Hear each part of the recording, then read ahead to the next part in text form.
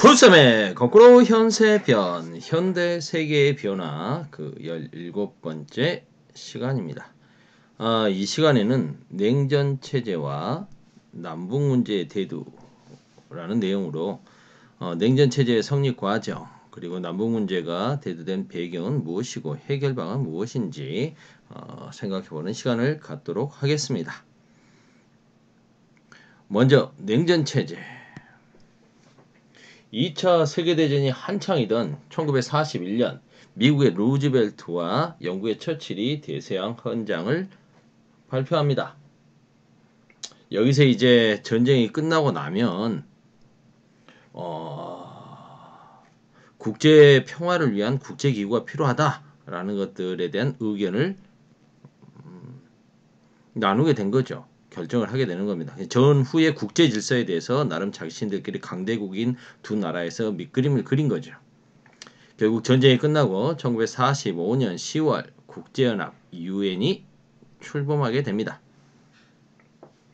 50여 개국 대표가 서명했던 국제연합 헌장에는 평화와 안전 유지, 국제 우호 증진 등을 목표로 한다라고 분명히 밝히고 있습니다.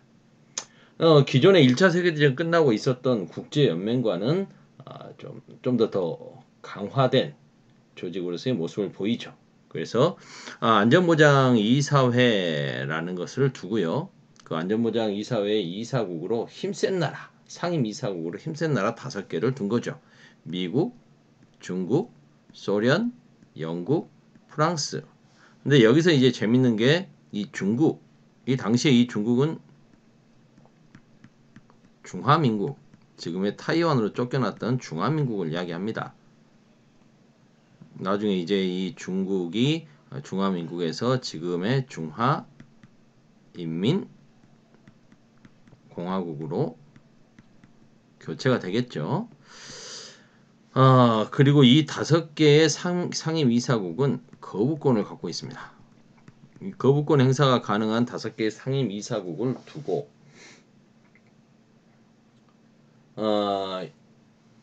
분야별로 전문 기구들을 또 갖고 있는 거죠. 안전보장 이사회의 상임 이사국은 총회보다 우선하고 이 강대국들이 대표로 참여해서 국제 평화와 안보 유지에도 책임을 지자 뭐 이런 식으로 구성되어 있습니다. 그러다 보니까 이제 평화를 위협하는 국제 분쟁이 발생하면 군사적으로 제재할 수 있게 된 거죠. 이름하여 유엔군, 유엔 평화유지군 등이 파견되는 겁니다. 이 유엔군이 처음으로 투입된 전쟁이 바로 6.25 한국전쟁이죠.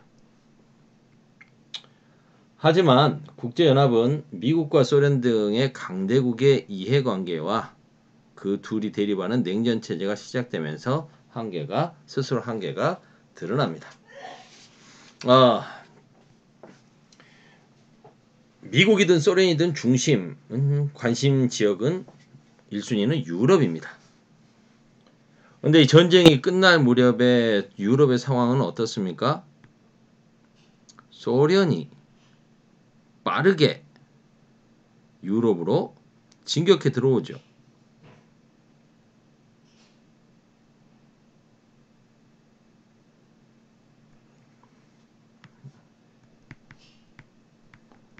소련이 동유럽을 공산화시키면서 폴란드, 독일, 동독지역, 불가리아 뭐 이렇게 쑥쑥쑥 막 들어오지 않습니까?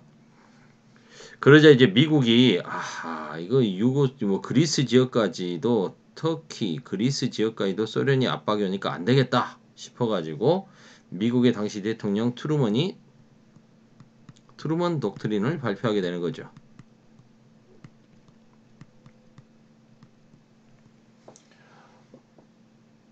공산주의 세력의 침략을 막기 위해서 미국이 적극적으로 나서겠다는 겁니다. 그동안 몰로주의, 미국의 기본적인 외교 정책은 명예로운 고립인데 이제 고립주의 탈피하고 우리가 적극 개입하겠다라고 선언하는 거죠. 이 트루먼 독트린을 1947년에 발표하고요. 이듬해인 1948년부터 마셜 플랜이라고 해서 소련의 서방 진출, 서유럽 쪽의 소련의 팽창 정책에 맞서기 위해서는 유럽이 전쟁으로 지금 힘들어하는 유럽이 좀 더 세지하겠다. 경제적으로 소련에 맞설 수 있는 힘을 길러야겠다라고 생각을 했는지 이제 미국이 유럽을 경제적으로 부흥시키겠다는 마셜 플랜을 시작하는 겁니다. 그래서 엄청나게 많은 돈을 이제 지원을 해주는 거죠. 1948년부터 51년까지. 그리고 군사적으로도 소련을 좀 막아야겠다 해서 북대서양 조약기구 나토를 출범시키게 됩니다. 그러자 소련은 이것들 봐라 안 되겠네. 그래서 예전에 레닌이 만들었던 코민테른 있지 않습니까? 이것을 좀 그것을 계승한다고 해야 될까요? 코민 포럼을 만들죠. 그래서 공산화된 9개 나라들을 중심으로 해서 이 미국의 봉쇄 정책에 맞서기 위한 공산권의 서로 정보를 교류하자라는 정보기구로 코민포럼이라는 걸 만들고요. 그리고 자기들끼리 경제적으로 상호 지원해주자라고 하는 경제적으로 서로 지원하자 경제상호 원조회의 라는 걸 만듭니다. 이게 코메콘이죠. 그리고 너희들에게 나토가 있다면 우리에겐 WTO가 있다. 바르샤바 조약기구 와르샤우 트리티 오거니제이션 WTO 세계 무역기구 아닙니다. 이렇게 해서 북대서양 조약기구 나토에 맞서서 바르샤바 조약기구라는 걸 만듭니다.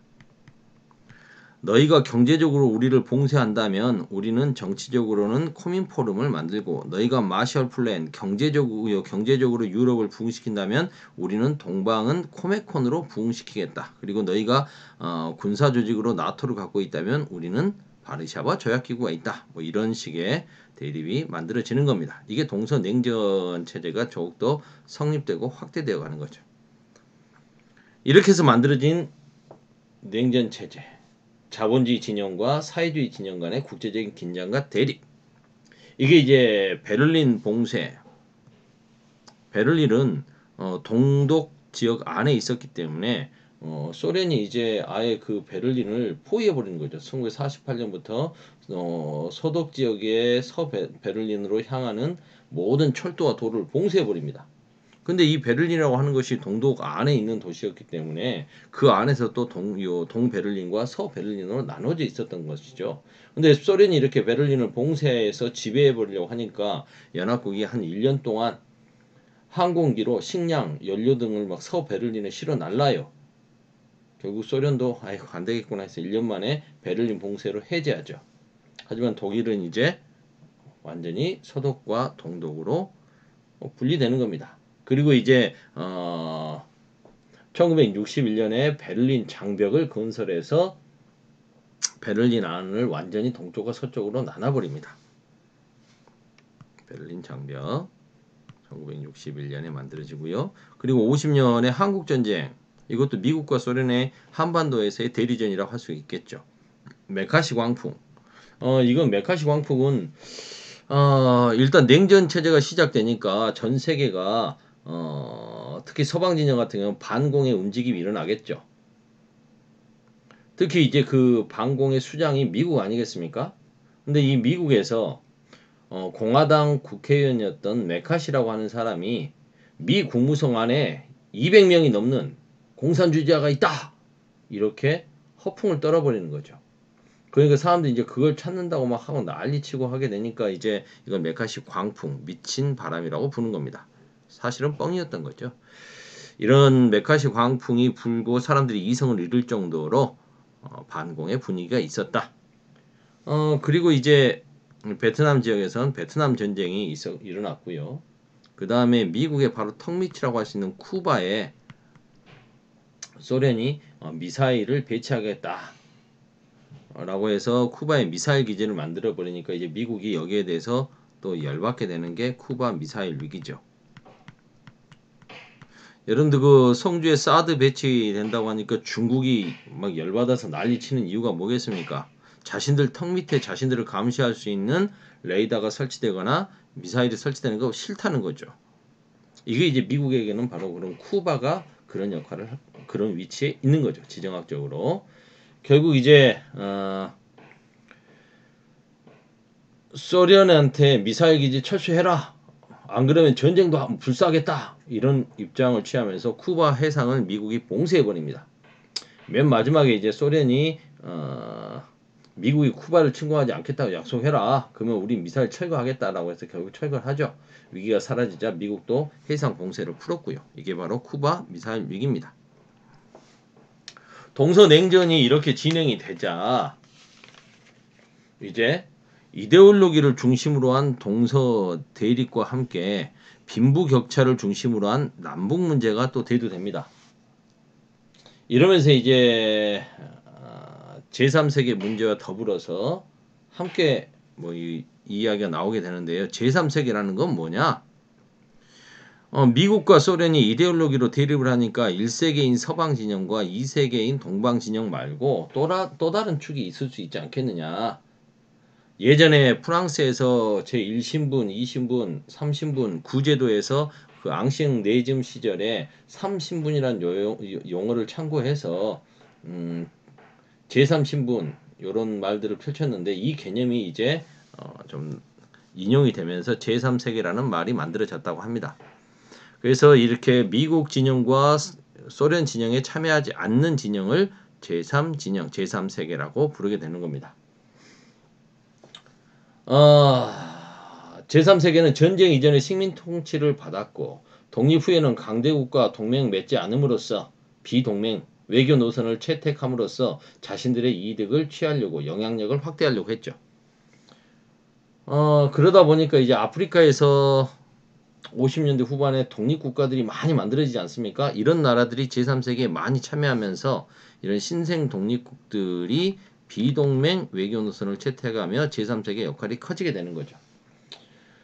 1955년 인도네시아 반둥이라고 하는 곳에서 모여가지고 이런 나라들이 회의를 했습니다. 반둥 회의라고 하는데요. 여기서 이제 평화 10원칙이 나오게 되고 그리고 1961년 1차 비동맹 회의가 열리면서 제3세계가 본격화되는데요. 그 유력한 중심 세력은 유고의 티토, 유고슬라비아 유고 연방의 티토와 인도의 네루, 이집트의 나세르 등이 있었습니다. 이들이 이제 1차 비동맹 회의를 열고 협력을 약속했던 거죠. 냉전 체제의 형성과 그리고 제3세계의 대두까지 살펴봤습니다. 북반부가 잘 살고 상대적으로 잘 살고 남반구가 좀 못 산다는 남북 문제와 함께 대두됨으로써 좀 더 큰 영향력을 행사했다. 여기까지 살펴봤습니다. 17강 여기서 마치겠습니다.